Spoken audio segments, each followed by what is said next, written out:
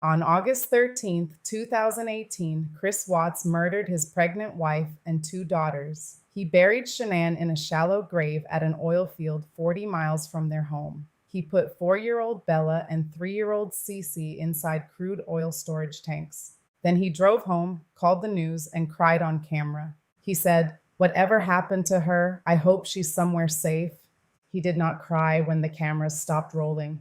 This is not a mystery. We know exactly what Chris Watts did because he eventually told us.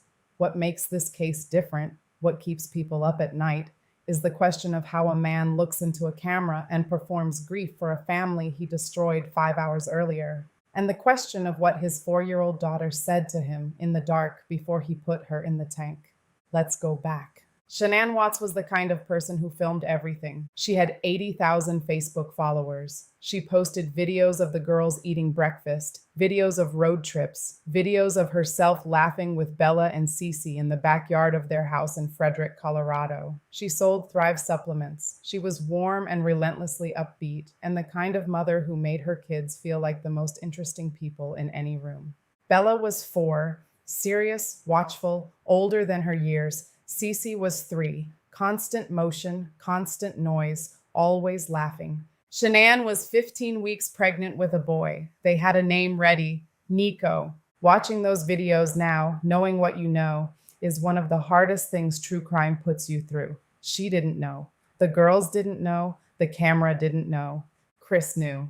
Somewhere in the summer of 2018, Chris Watts began an affair with a coworker named Nicole Kessinger.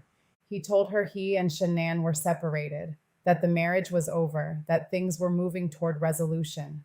Nicole believed him. She had no reason not to. What Nicole didn't know, what almost nobody knew, was that Chris had made a decision, not a snap decision, a slow, quiet, deliberate one. He looked at his pregnant wife, his 2 daughters, the house, the life, and he decided he wanted something else. He just needed to remove the obstacle.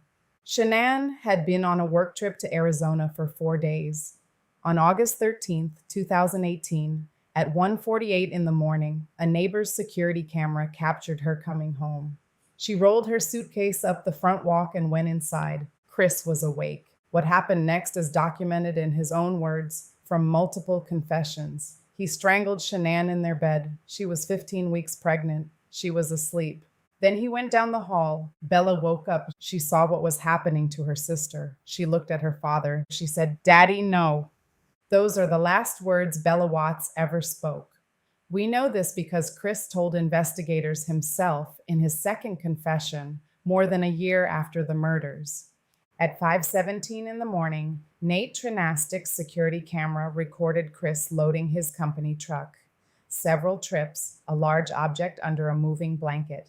He drove 40 miles north to the Servi 319 oil well site where he worked. He buried Shanann in a shallow grave near the battery tanks. He lowered Bella and Celeste into 2 separate crude oil storage tanks.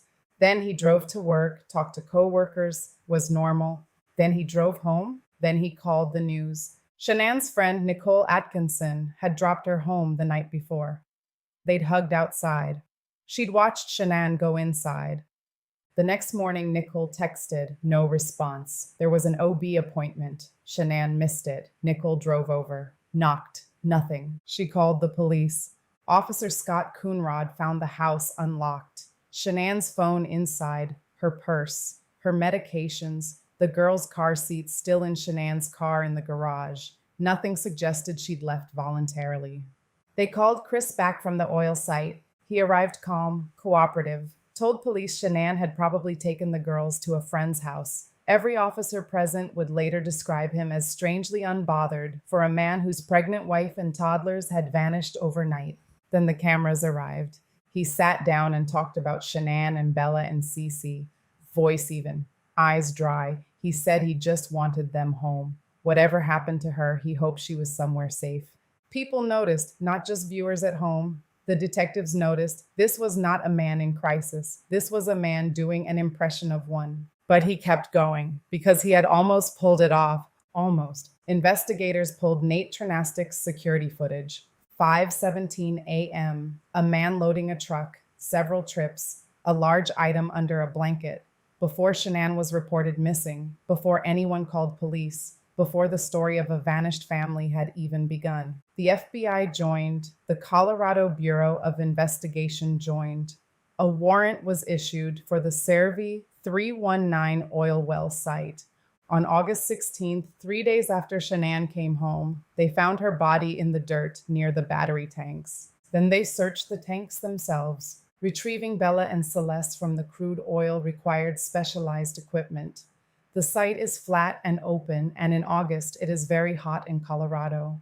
Bella was 4 years old. Cece was 3. They brought them out of the dark. They put Chris in an interrogation room on August 15th, while the search was still running before the bodies were found. He had a story ready. Shanann had come home upset. They'd argued. He left for work. She and the girls were gone when he got back. The investigators let him run it out. Then they showed him the camera footage. He shifted. New story.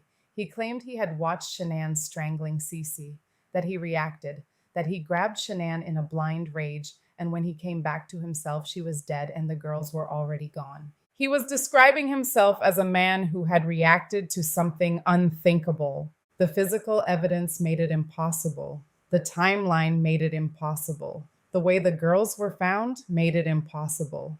He was arrested at the oil field that afternoon. In November 2018, he pleaded guilty. 3 counts of first-degree murder, unlawful termination of a pregnancy, 3 counts of tampering with a deceased human body. He pleaded guilty to avoid the death penalty. Life in prison. No possibility of parole. A year later, he gave a second confession. He admitted the order was wrong. He admitted Shanann wasn't responsible. He admitted Bella had woken up and spoken to him. He has never completed that account.